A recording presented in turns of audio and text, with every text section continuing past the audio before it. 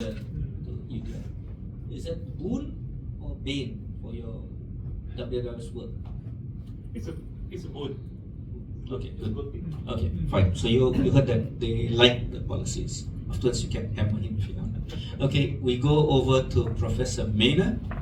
Professor, your floor is yours for at least 8 minutes. Okay.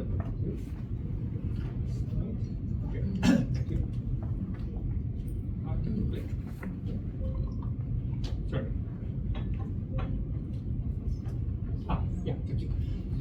Yeah, so thank you. So my background is I started off as a biologist, knowing lots about the roots and soil. The first time I came to Malaysia was in part of the physiology team at MQB and looking at the work there 25 years ago. I learned a lot. I've been on the environmental side, I've been policy stuff, etc. But the first picture I'd like to show with you is this version of a game that they play in Central Kalimantan. It's called Gusei Kambe. I don't know whether you know it in this part of the same island. But it is sort of a version of a tug of war.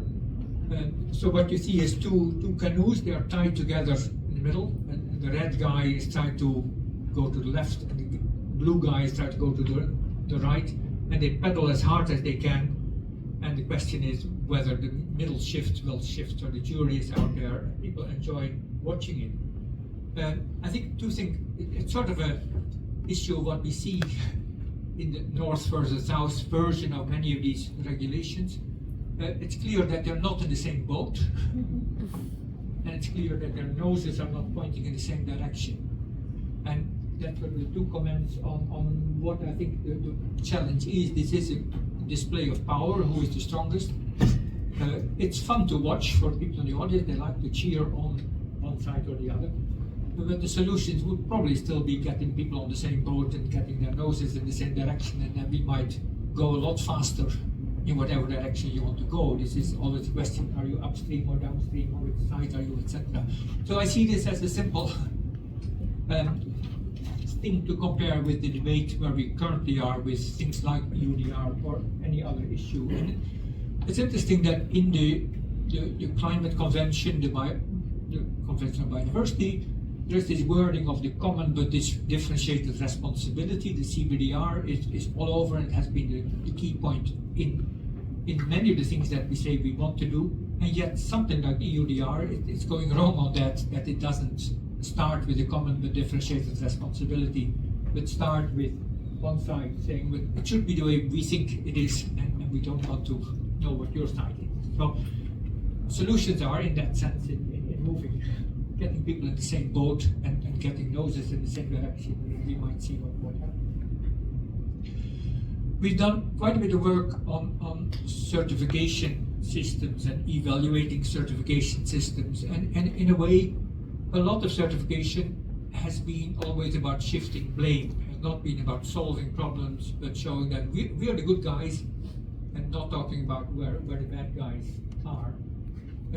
And from that perspective, we've seen sort of 4 very different value systems, value chains that are involved in certification, and that you need to understand if you want to understand certification as a process. So where and how does certification start? Who thinks it's a solution to their problem, and who not? And of course, the most obvious value chain is the financial, the economic chain from producer to consumer, and then of course any certification. The question is about transaction cost and who will pay for it, and is there a net benefit for everyone in that chain in the financial sense? And of course, most of the debate we've seen on the UDR is so far in that part of the economic value chain.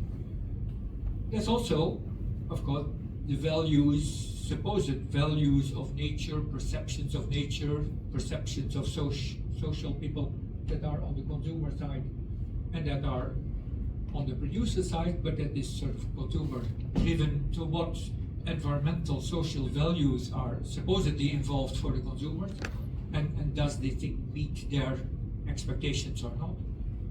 Then there's a very different perspective on what actually happens in the landscape, and whether the environmental problems and social problems are actually getting better or worse with whatever we do with the certification or EUDR implementation, and I would say, yeah, the jury is really out.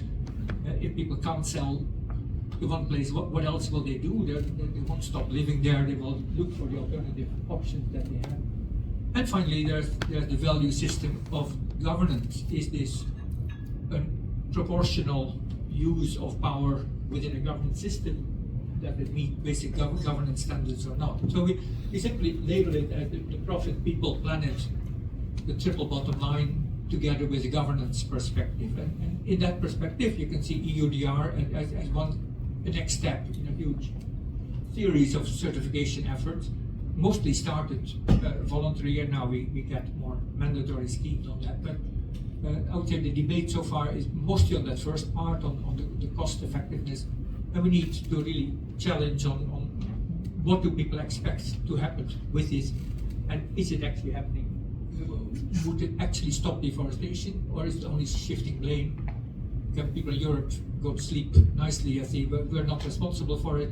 But whether deforestation rates globally are increasing or decreasing, as I say, the jury is out on that front.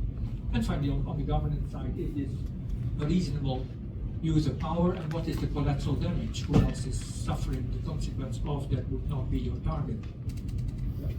So we see it then, as in a lot of our work, we've looked at three interacting knowledge systems. There's the knowledge system of science, there's the knowledge system of the local people with whatever they do, why they do it, and there's a knowledge system of the public policy domain, and this boundary work, science policy, science, local people versus government, and within that we see the main dynamic is what we call an issue cycle. An issue cycle starts with agenda setting. Somebody says there is a problem, and people say deny it, the problem doesn't exist, and this and that. So the whole initial phase of is something, should it be on the agenda? Once it is on the agenda, we get into a phase of shared understanding. Everyone has their own view on what that thing is and how it works and what can be done about it. After that, we can get to a phase of goal setting, joint shared goal setting. What is the common but differentiated responsibility part of things? What do we, in a bigger sense, want to achieve? And then finally, once the goals are there, how is it implemented, and are we learning from it or not? So in these 5 steps, we see, you can forget about all the detail, but the first part is about simplification. And deforestation is a nice, simple concept that people think they understand what it is, and we make targets about it. Once we start to implement it, we see that the much more messy, complex reality takes over. And in fact, these things are not as easy to do as people thought they would be. And then the third part is about learning, and are we actually learning from what happens, and are we improving it, yes or no? And I think in that sense, these are 2 papers. One is that part on the certification, and the other part is trying to get into the morality dimensions of the oil palm debate and see why are we not understanding each other, because we target very different aspects of morality in that debate, and the way forward we provide it. Thank you. NGO. Incidentally, this is a story I want to tell you about my position of palm oil. When I was in the forestry operation, most of our peers hated palm oil because we lost our forests to the palm oil industries. And it took me to join WWF to understand palm oil is not the problem. It is how and where you plant it. And therefore, WWF is a champion for sustainable palm oil. Thank you. Now let us begin by saying that the palm oil industry is a highly regulated industry. This is because the industry needs to protect its investments needed for the manufacturing process and value add.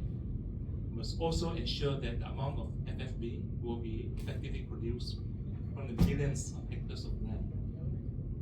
For that reason, it's a highly industrialized sector.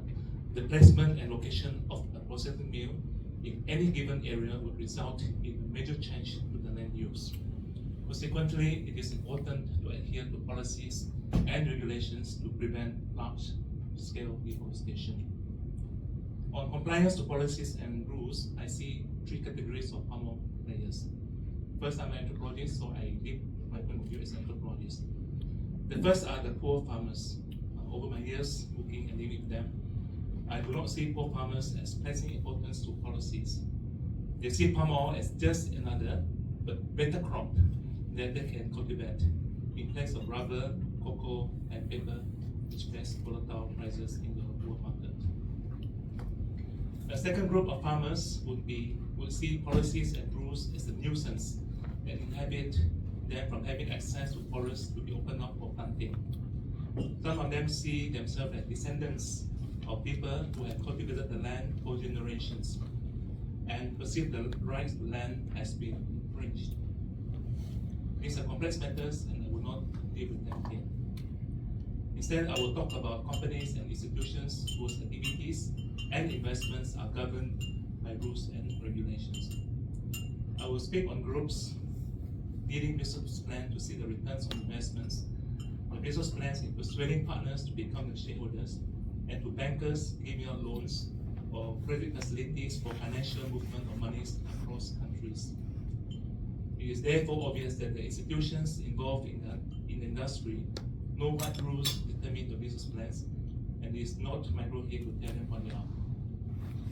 Nonetheless, for me as a conservation leader, I am perplexed as to why the palm oil industry, which is a sector associated with the global supply chain in a highly regulated industry, faces issues pertaining to policies and global trade.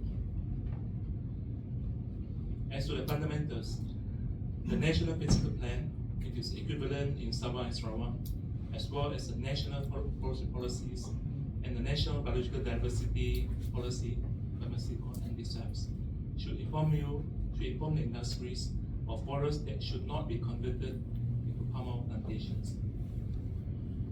As to the global commitments that Malaysia has been supportive of in combating the climate crisis and biodiversity loss, such as the Paris Agreement on Climate Change and the Convention on Biological Diversity, CBD, there are emergent policy discussions that the industry needs to be familiar with so as not to be caught unaware.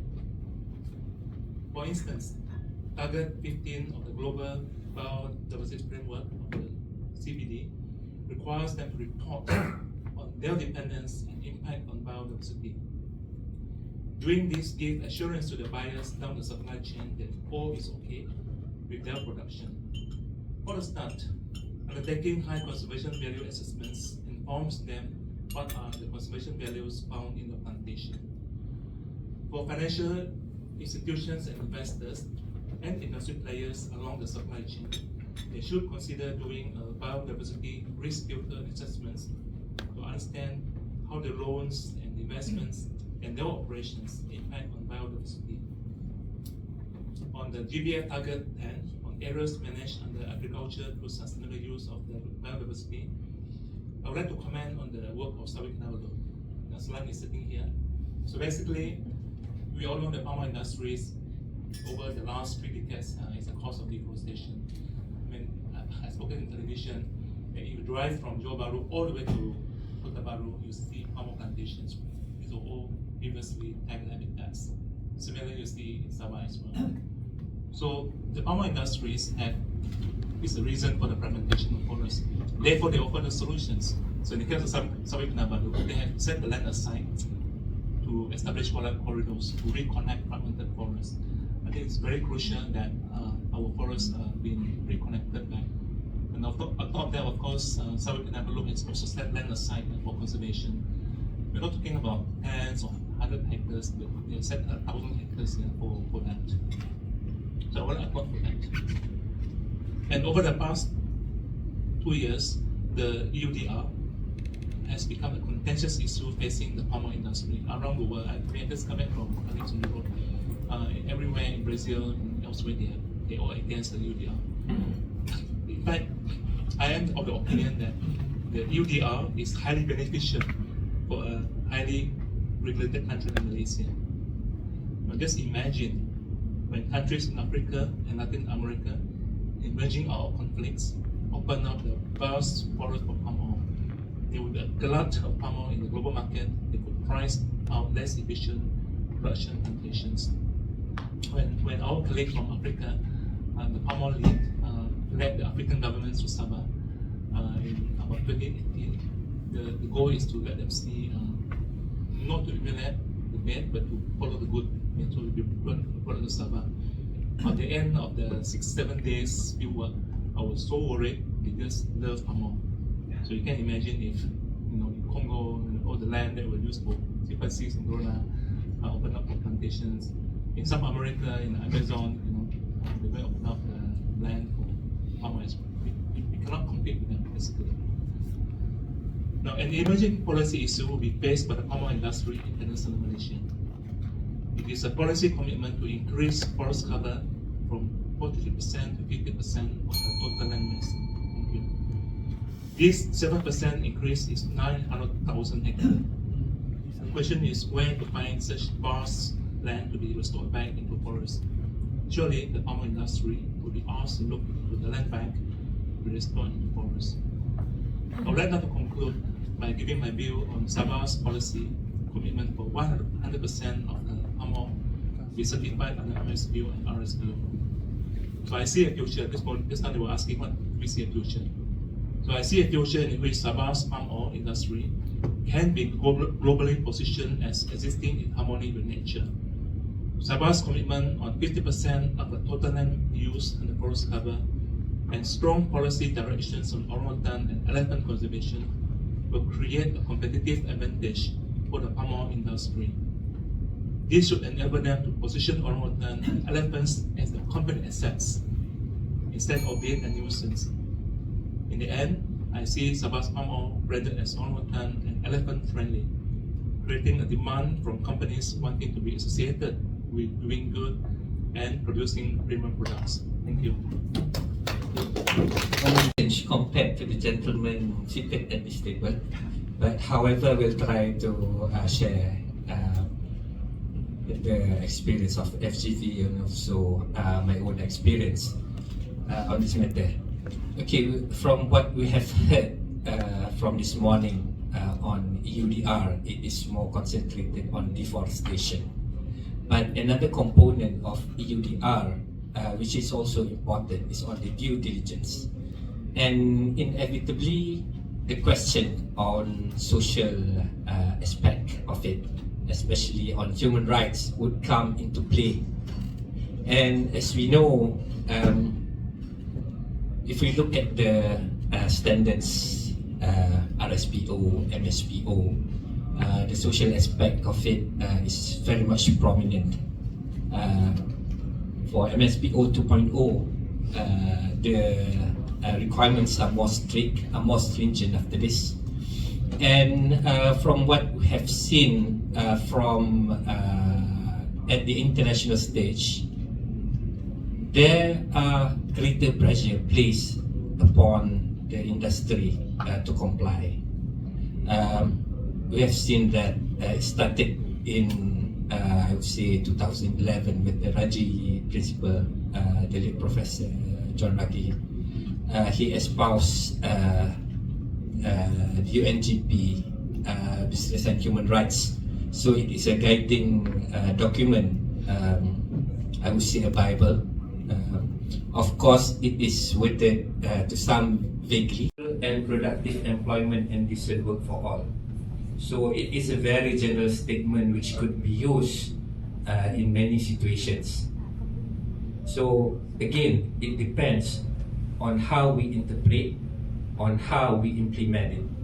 So it is a rule which could be interpreted in many ways, both by states, by companies, and by individuals. So it is open to interpretation by anyone. So I may have a different interpretation. Even Dr. Henry and Dr. Darrell may have different interpretation. We talk about one thing, we have at least 4 interpretations. So that is prevalent in whatever decision when it comes to regulations also. Okay, I would like to share the experience of FGV. I think many of you would know by now that we have been placed under the withhold release order by the United States Custom and Border Protection of US, which means that we cannot export, or any of our buyers cannot export our products to the United States. So let's say if we were to sell to a company in China or India or wherever, Pakistan, and they process it, but they can consume it within their own country, but they cannot export it to the United States because of the traceability issues. So for FGV right now, if you look at the US Customs and Border Protection website, currently there are 50 companies or 50 entities placed under the withhold release order, and only one from Malaysia. Quite recently, I think about 2 or 3 weeks ago, there was another company which deals in glove. They had their order rescinded, and now their products could enter US market. So that is what we are striving right now at FGV. Because in terms of percentage, maybe less than 0.5% we export directly to US. But our buyers, especially in China, they export their end product to US. And previously, I think you may also know that we have other companies from Malaysia, Top Glove, Sign, before that, before they were known as Decatur, they were placed under the same WRO, and it has affected not only their profitability but also their reputation. Okay. So at FGV, we in order for us to lift these findings, or not findings, this order, we have concentrated on the social aspect of our operations. I think many other companies are also doing that, even though they are not placed under that withhold release order, but they strive to do the same. And this is what is happening, at least in the big growers in Malaysia. I think Dr. Parvez is familiar with what the companies are doing. We have been engaging many parties, both internally and externally. Okay, I would like to touch on one specific issue on workers, because when you talk about WRO, when you talk about social issues, the most important component is the workers. I was telling the professor just now that instead of getting many workers from different parts of the world, we are concentrating on one particular location, so that we would be able not only to regulate, we have the agents, but we also try to normalize or change the culture at that particular location, so that we would be able to mold them to what we want, to what the industry want. So far, we have been partially successful, but again, it is when we're talking about culture, it is difficult to change the culture of a location, especially if it is not within our own jurisdiction. We cannot go simply to the country of to the authorities of that location and say you must follow. We cannot do that. So it takes time. But again, the North-South power dynamic dictates that we should do it. So we do not have a choice. I think maybe after this, our audience might have some questions on that. Thank you. Well, I'm going to leave my questions in case there's a gap in questions from the audience. So I'd like to encourage the audience to ask questions. But before I pass on to the audience, I want to ask one question, Amir. So I've had a long relationship with FGV, many years. It's a company that has been mired with a lot of workers' complaints and issues. You're not tired, huh? Well, I've been with FGV for only 5 years, Dato'.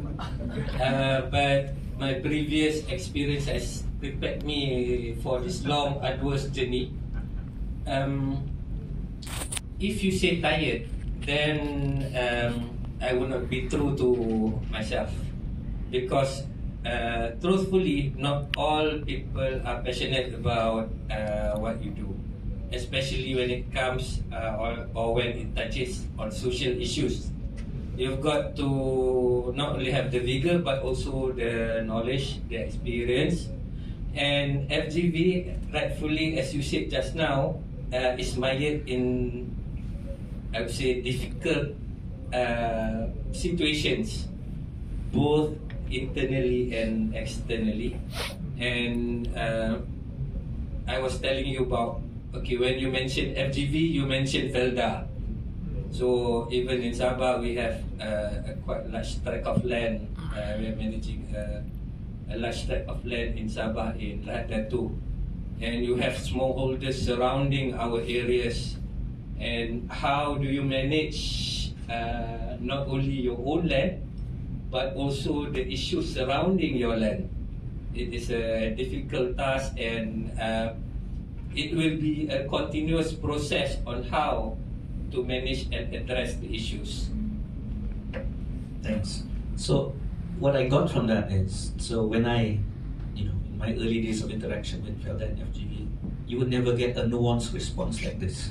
You would get only one kind of response, very loud, very angry response. So already huge improvements, in my opinion. Okay, so we leave the questions to the audience. I'm sure the panelists are all mature enough to accept not only kind questions, but also, hard questions, especially Henry. He's very used to answering tough questions. So, any questions? There's no such thing as silly question. The only silly question was the question that's not been asked. So please, the floor is yours. Any questions? Cik Nazlan, I see you want to say something. You want me to? Never mind, I think everyone could hear me. This is directly to Mr. Abe. Because I guess I'm the only one from the industry here. Second, okay. This because we are also facing labor issues in the industry in Sabah. So I've heard that FGV have done something on to engaging more locals to actually working. If you don't mind, I would love to hear some updates on those and what are the challenges and what are maybe the solutions on every challenges that you have. Yeah. So specific to locals, right? Yeah. I mean that's we Sabah Kinabalu as a group, we are actually having this pilot. Of course, this part of the world, kalau West Coast area is more easier because our percentage of local is higher here. So we choose the easiest place to actually have this pilot, to have local workers, hopefully 100% local workers. Still tough, and we do have our own challenges, but I would like to hear from maybe FGV's perspective. Thank you. Okay, thank you, Tuan. For FGV, we have embarked on many initiatives.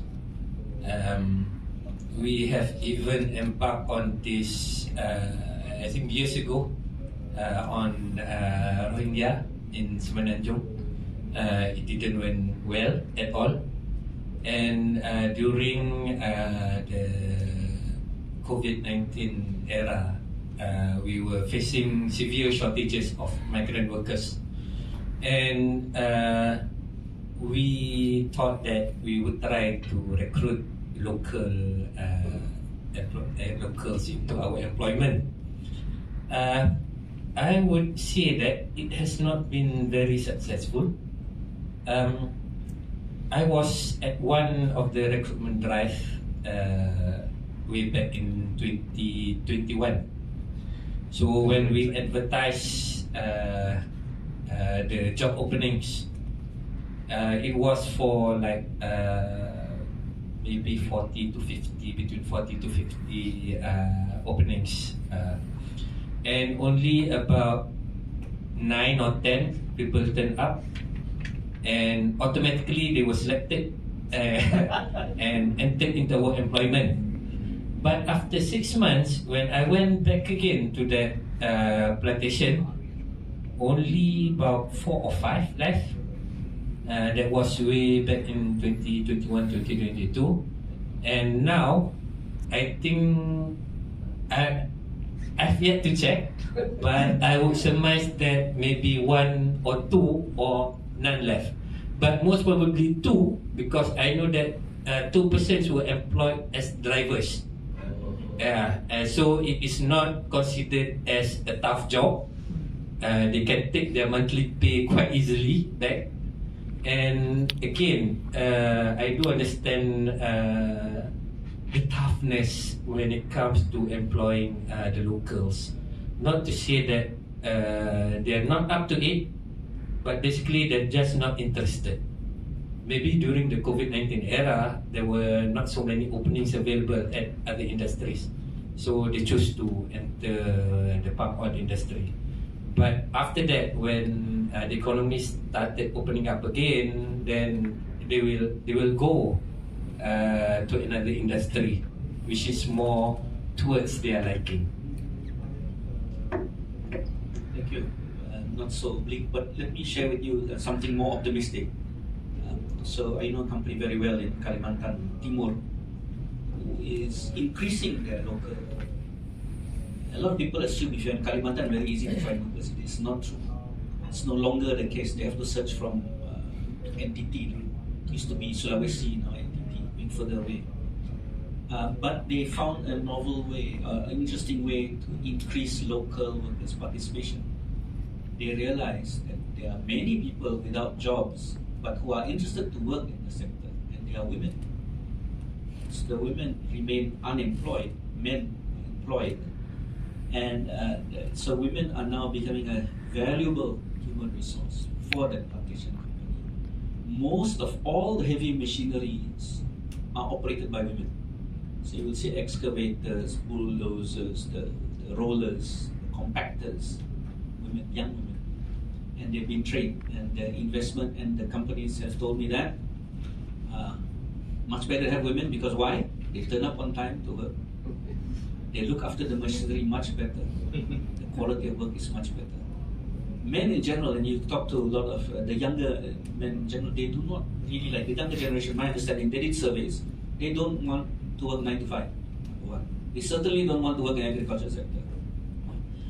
So it's the women who are filling the gaps in this local area, so it might be something to consider. But they did invest a lot on training of these women, and they made the workplace much less hostile for women to participate in the sector. Okay, any more questions? Yeah, may I add something on that? At FJV, we also have mills, palm oil mills. So as of this year, we have managed to promote a female to the post of manager at our palm oil mill. We have several female assistant managers, and just last week I went to one of our plantation in Pahang, and I met this one of our mandor, a lady, and I asked the workers and the female mandor, and they said that we are very afraid of her. We don't dare to go back early. So I am very much in agreement with Datuk Darrell that in some of the work done at the plantation sector, it is more preferable to have a female supervising or managing certain aspect of the operation. Okay, thanks, Sabah. But I think Sawit Kinabalu beat you guys to by decades. So they have a very senior lady who is, I can assure you, very garang. She's now the deputy CEO of Sawit Kinabalu. I think she was in 10 minutes ago. But yes, point taken. Human make much better workers. So, any more questions from the floor? Yeah. Oh, there's a. It's okay. First, I think beside whatever the example given, I think maybe we can also look at what SD have done. I think they also have the project local, which I think adapting a lot of workers, including local, including I think they have the machine specialists and whatnot. Okay, one question I would like to ask any of the panelists can respond about UDR. Do you think that the exporting countries are going to face the biggest challenge, or the importing countries? Are they ready, or are they going to one day have difficulty in getting supply? Especially putting all the ridiculous requirement, are they ready now, can comply with whatever they have decided? I mean, we are already saying that, well, we're the champion, and some companies say we can export, EU are compliant.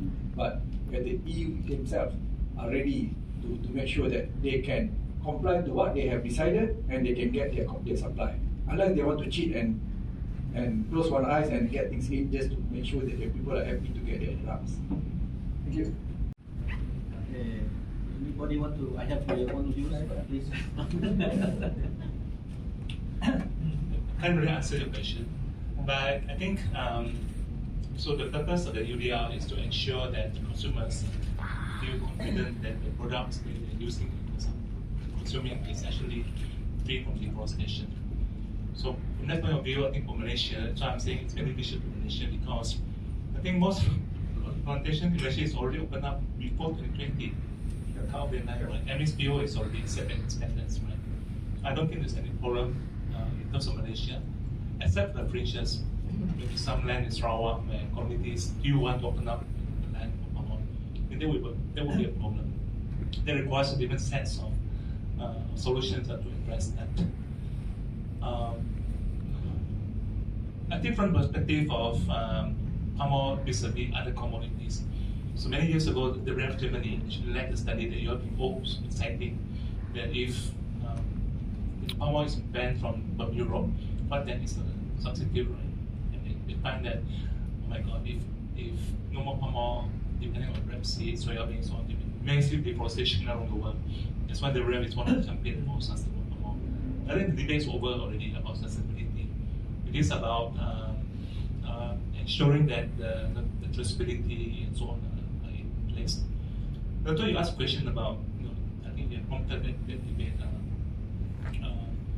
the view of the REF, right, in terms of data.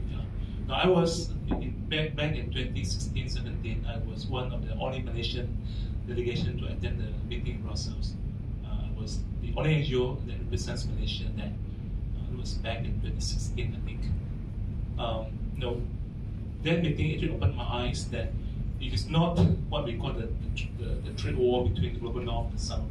It is about young kids in Europe who just are so worried about climate change. And they are the ones who demand that the parliamentarians, the political institutions put in place the rules pertaining to deforestation. So it's not what we are talking about, it's people themselves, yeah. And even if we see ourselves back in the 80s when we were first going to universities, we first heard about greenhouse effect and so on.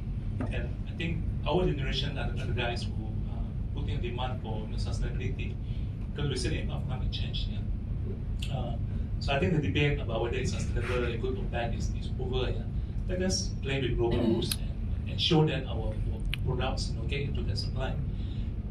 Yeah, there are a lot of issues, a lot of problems, but I think the fundamental thing is that I think UDR creates the stability, and we hear that from MTV and the US experience that even if we say we don't listen to the EU and go to India and China, the internet consumption is okay. But remember, these products are part of the long supply chain. They also go back to the EU and the US. So at the end of the day, Malaysia is beneficiary. Although I would say that UDR actually reward bad behavior. Those who defrosted earlier is now having the benefit. you want to respond? Yeah. Oh, sorry, the mic is there. Well,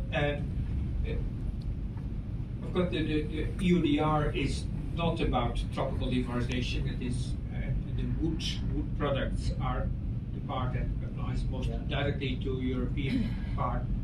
And I think that's a very interesting part of the debate within Europe. The European Agroforestry Association is very strongly trying to help the EU understand the problems they created. And in terms of this definition, what is forest, what is non-forest, there's a substantial number of European countries that have wood products are on farm, etc. So the discussion there is within Europe, every country has its own forest definition and is allowed to do so within the climate change reporting. And why not accept that exporting countries, each one has their own forest idea.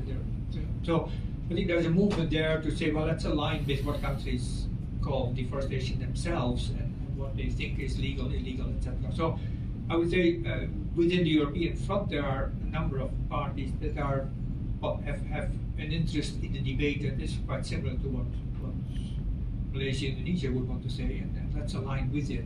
So it's not the red canoe or the blue canoe winning. It is about getting the overall system working better and acknowledging the many things that will go wrong with the current implementation, and that we can learn about and we can smoothen out and we can adjust a lot of those things that tend to go wrong right now. But at the moment, the language is you're either for or against, and you can't be in between. You can't say the objective is fine, but the way you implement is not as clever as it could be.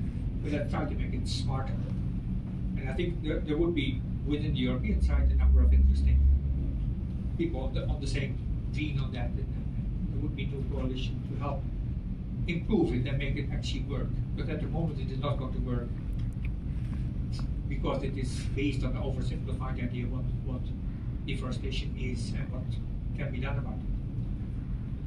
Thank you. I think so. Let me put in my 2 cents.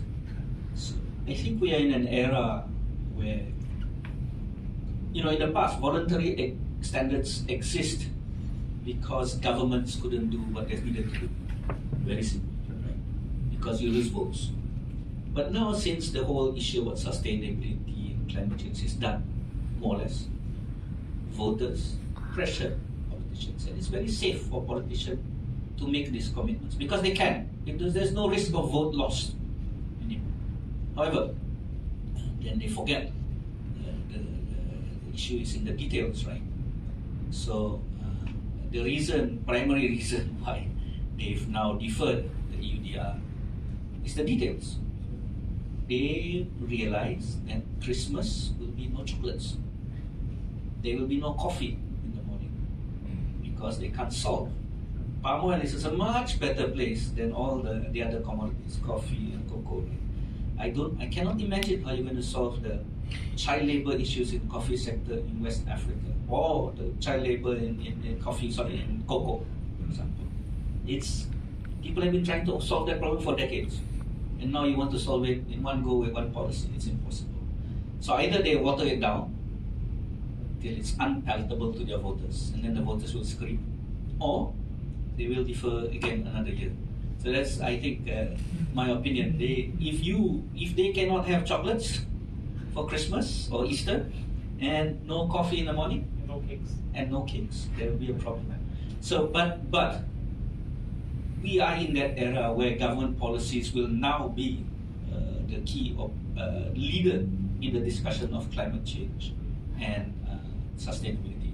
And if the sustainability standards, voluntary standards are not careful, they will be put aside and be questioned. What is your relevance today? So I think the governments now have found it easy to take the front seat and drive the questions. And that doesn't mean, so let's say EUDR fails. There's 19 more global regulations that I track. There's on the way to implementation, either just started implementation or approved by government, yet to be implemented or yet to be tabled. There's 19 across Europe, US, China even. So if EUDR fails, there'll be another one. So I can assure you, the conversation on sustainability, climate change and commodities and whatever, it's only going to increase. I think private sector should forget about all these standards and for yourself identify what are your sustainability risks, right? If you cannot manage, you know, for example, human resource, workers' rights is a risk. So whatever policy out there is going to talk about human rights or workers' rights. The issue, of course, is in the details, how you prove it, how you report it, etc., etc. So I think we're running out of time, are we? Yes. Can I just make a proposition? Okay. 1 minute. I think it's time to stop debating. Let us work together and find a solution. And this is the right forum to do so. Okay, terima kasih banyak-banyak. Thank you all for your patience. More policies coming. That's the message. Thank you very much.